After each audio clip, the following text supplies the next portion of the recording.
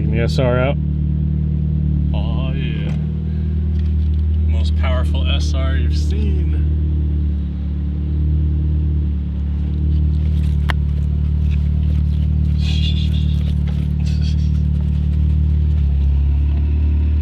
Hey, what's up guys? So today we are back working on the RX-7. We've been doing a lot to it. As you can see, the whole entire subframe is gone, but we wanted to address why the sudden name change from Rift Speed to Carbon Forged on our YouTube channel.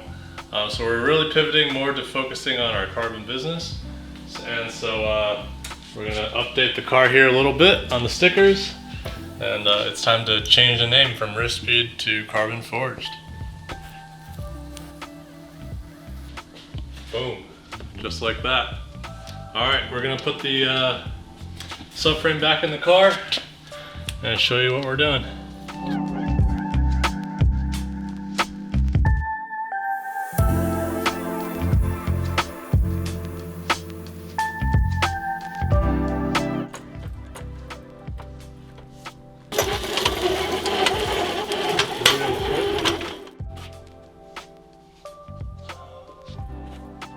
So as you guys know, my FD is LS3 swap, right? So there's a lot of power. The stock diff won't hold it. This is a Ford 8.8 inch diff out of like a 97 Explorer.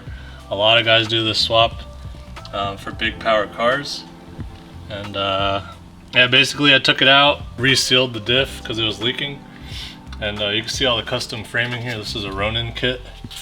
Yeah, all custom welded to upgrade the subframe to be able to handle this extra torque. There's a little breather hole right here, and I think that's why it was leaking maybe. So we're gonna attach a hose and extend it out so it drips somewhere else, and then just raise it up and put it back in the car. Let's do it.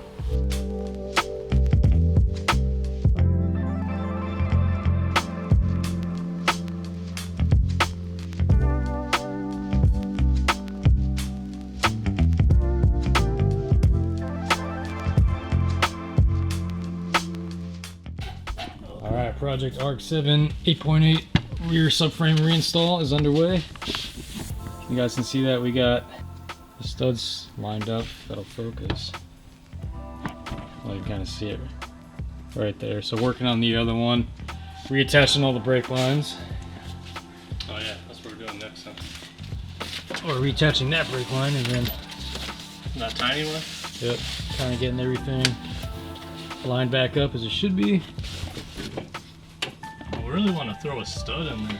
These 8.8s are no joke, man. They're heavy.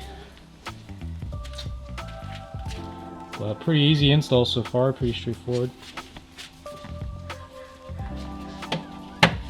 I'm just working on getting that. I'm gonna have to bend the shit out of this line. Getting that brake line back in.